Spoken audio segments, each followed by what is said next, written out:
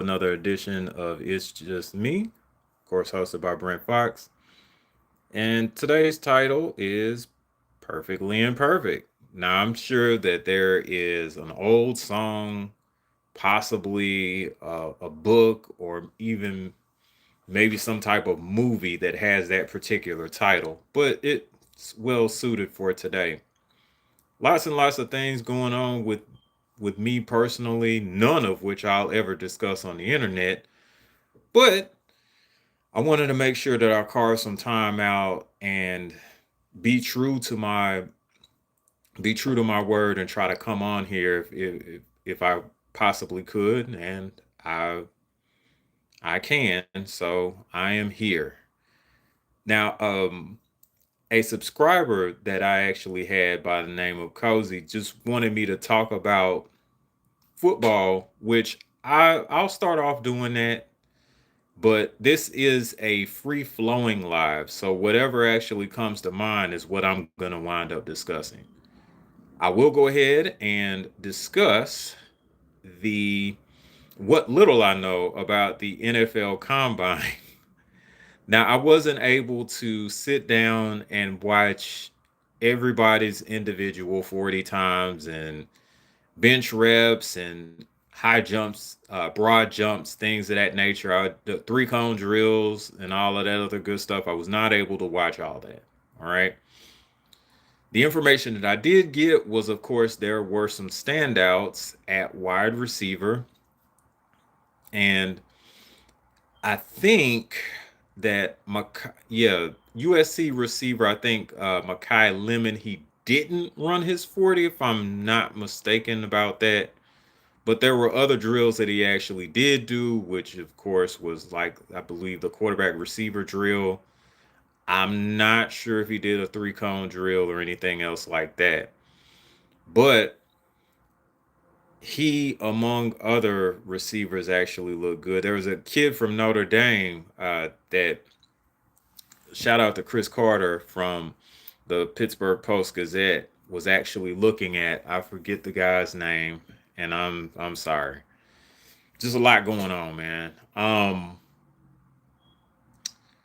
But supposedly, he had a solid showing at the combine. I don't think that he wowed anybody, but I I think that that is a person that we're actually going to be winding up looking at as well. I think that the Steelers are going to wind up, because this is the deep receiver class.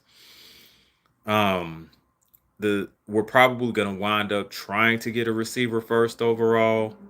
Now, what I will say to that is, if there is a very special player like Ohio State safety Caleb Downs, if the Bengals don't actually pick him up and he winds up dangling somewhere around maybe 15 or something like that, I could actually see a scenario where we would trade up to get that particular player. The receivers, on the other hand, I think because there's like a there's depth there as far as getting a good one. We may actually wait our turn on that one. Now, I honestly would love to have somebody like, as I mentioned before, Makai Lemon. What's my boy's name from Arizona State? Number zero. I can't think of his name right now. Um, I'm sure that we would love to get him. The taller Notre Dame receiver, I'm sure that we would love to get him as well. Of course, there is why am I drawing a blank on these receivers' names, man? There's a receiver from Indiana, and then shoot, I am just drawing a blank on these people's name. Yeah, it's probably because I'm too preoccupied with real life, guys. This is a perfectly imperfect edition of It's Just Me. I think in the future, despite what's actually going on, I just need to just start. I obviously need to start just organizing a little bit better, write things down, and then just have everything a lot better for you all as a presentation. So, you know what, guys? I apologize. Um, I really do. I apologize for the poor presentation. Um, I just really wanted to make sure that I got content out, not because of, in spite of, to be honest. I think a big part of growth is, and this is a free flowing type thing, I think a big part of growth is actually just kind of seeing yourself for who you really are, acknowledging your shortcomings and your mistakes, and then just trying to make sure that you correct those particular mistakes and you just try to build up from there. If I'm actually going to be talking about subjects like the combine, things of that nature, I obviously need to make sure that I have information here available for you guys. And for me to do you all an injustice like this, again, I apologize. Regardless of whatever's going on, because the human condition, everybody's going through something. You just you have to have things in order. You have to be able to present things correctly.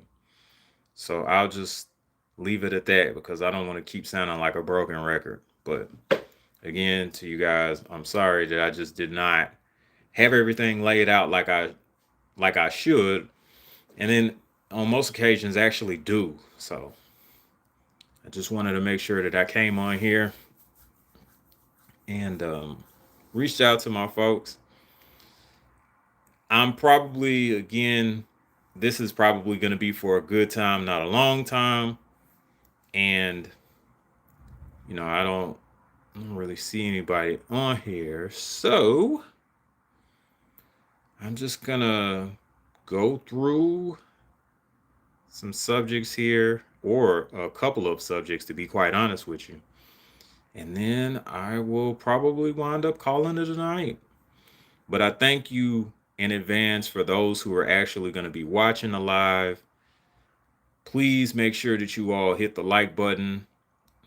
I would ask you all to subscribe. If you're looking at other content that I've actually made and, really like it, please hit that subscribe button as well. And also check out my brothers, Jared O11 Green, who has a show called The Southern Baller Show that usually comes on Sundays at 3:30 p.m. Central Standard Time, of course. And then my brother, Coach 67 Sports TV, who is the best Southern content creator on the face of this planet, actually has a plethora of shows that he does on all social media networks, or platforms, rather. I'm sorry. And then mostly his shows come on in the evening, and I think he's probably doing one now. I think that they may actually still be doing HBCU Fanatics, something of that nature. Today is Friday, but they may still be doing it. So yes, please go out and support them, and then support my other brother's business endeavor. My bro Joseph Townsend has actually been a big part of getting out the Old Hillside bourbon brand out to the world. Now, this particular bourbon is very special.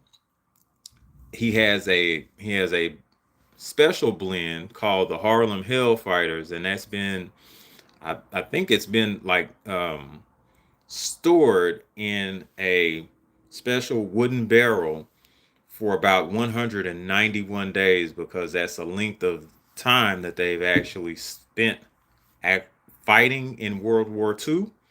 So please check that out, and please support that. Hey, Jared, or oh, hey, Coach 67. I just got through talking about your content, brother. I had to put you out there and make sure that people know that the best Southern University content creator on the entire face of this planet has to be recognized.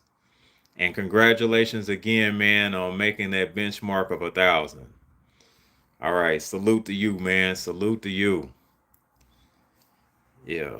Oh man, always, man. Anytime that I could do something positive for the family, I'm gonna do it. I'm gonna do it, brother. And I was briefly gonna talk about the combine, but unfortunately, I just do not have enough information right now, and I'll kind of just breeze through that subject. But I think with my Steelers, man, we're probably gonna wind up drafting one of the receivers that's available for draft. And oh man, thank you, Coach. I appreciate you, man. Um, and I think that we're probably going to wind up drafting a receiver. I really, really, really want to get Caleb Downs, the safety from Ohio State, because we definitely need safety help. Now that we had the bright idea to trade away Minka, and we wound up getting Jalen Ramsey and an already gone Jonnu Smith, like I if you all refer to my shows before the season started, I talked about why this was not such a great trade and how this is actually going to be damaging to the Steelers. But I'm not in the front office, so yeah, it is what it is. I certainly hope Mike McCarthy and them know what they're doing. Honestly, with the receiver situation for my Steelers, I would like to see more from a gentleman we drafted 2 years ago. Um, I don't know. Oh, Roman Wilson. I'd like to see more from Roman Wilson. He has playmaking capabilities. He caught 2 touchdowns last year in very, very limited action. So I'm not sure whether or not he was struggling with the route concepts that Coach Arthur Smith actually was implementing, or it was a situation to where he just was not sure of himself, or maybe even both. But I need to see something from Roman Wilson this year to kind of confirm whether or not he's going to be a good player. I don't need him to be great. I don't need him to go out there and catch 69 or 70 passes for 1,000 yards and score 6 touchdowns. I don't need that from him. If he even does maybe a solid 500 yards and 3 touchdowns, I think that's actually good enough for like a third option receiver, something of that nature. But we definitely need to pick up a number two receiver at the very least in this particular draft. So there are guys out there like KC Concepcion from Texas A&M, whom I've actually watched. He gets great separation, especially at the top of the route. So, and which is very important in the NFL. So, I definitely would like to see him come to our organization. Now, he actually does have issues with drops. So, yes, he has Deontay Johnson syndrome, but I think that that is something with repetition and confidence, he can actually overcome that particular type of situation. I think he can overcome drops. He's too good of an athlete, and his reflexes are too good for that to be like an overlying issue.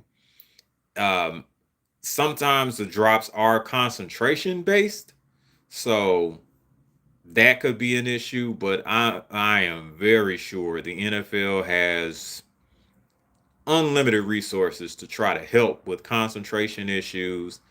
Heck, I think that they could probably help with the squeezing motion as far as clamping down on the ball with your hands to make sure it's secure.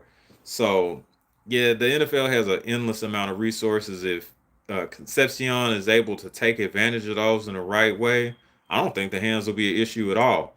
All he has to make sure that he keeps doing is actually getting separation and being able to run after the catch. He does a great job running after the catch as well. So, you know, I definitely look forward to seeing what my Steelers do at receiver when the draft actually comes.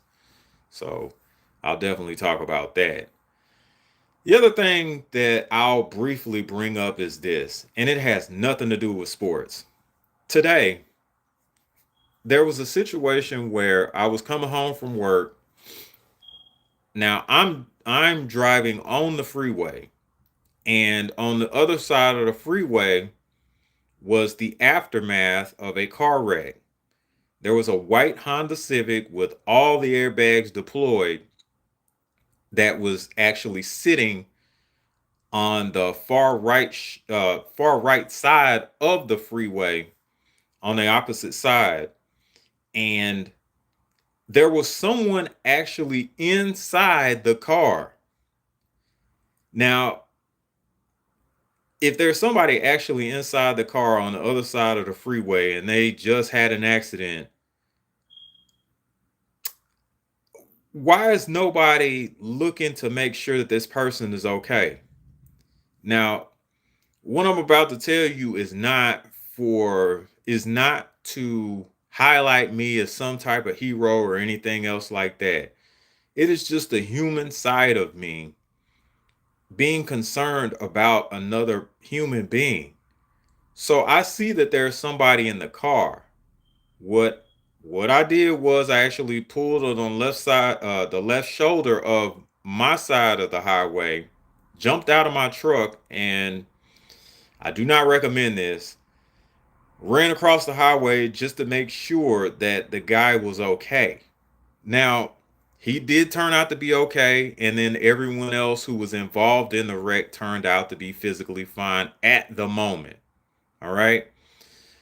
I stayed with him until, of course, the police came, and then once the police came, I pretty much left because those are professionals. They handle a situation like that all the time.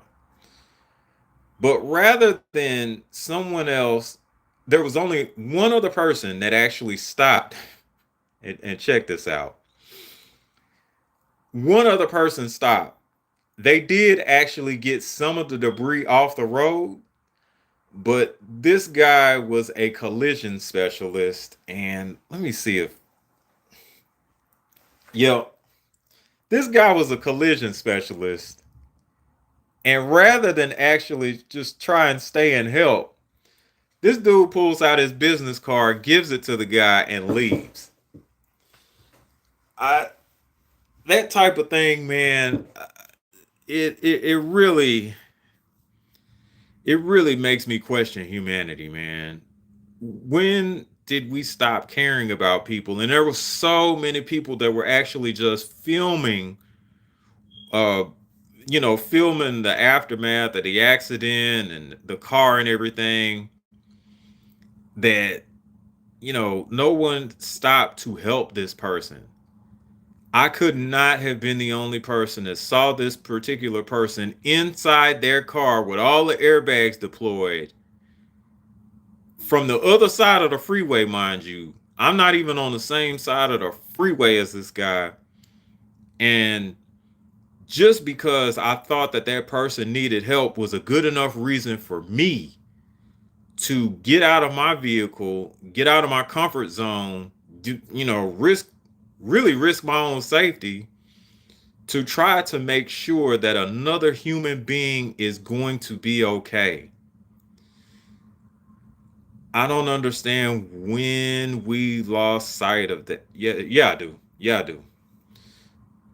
No, to be honest with you, no, because this particular leadership administration only highlighted the condition that we were already in. You see, if there wasn't a condition that we were already in as human beings, this administration would not have been possible at all. And I don't even really like discussing politics or anything else like that. I just try to stick to doing sports. But like I said, this is a free flowing conversation, and this is where I'm going tonight. We need to start caring about other people, y'all. We really do. We really need to start caring about other human beings and what happens to them before you look up and find out how cruel people can actually be. And then, when it's your turn to actually try to get help from someone, or if you're in a situation to where you need help, you would probably want somebody to actually try and stop and help you. Like I'm a big believer in actually putting out the energy that you want back, which is why I try to make sure that I treat everyone with respect until they give me a reason not to, of course.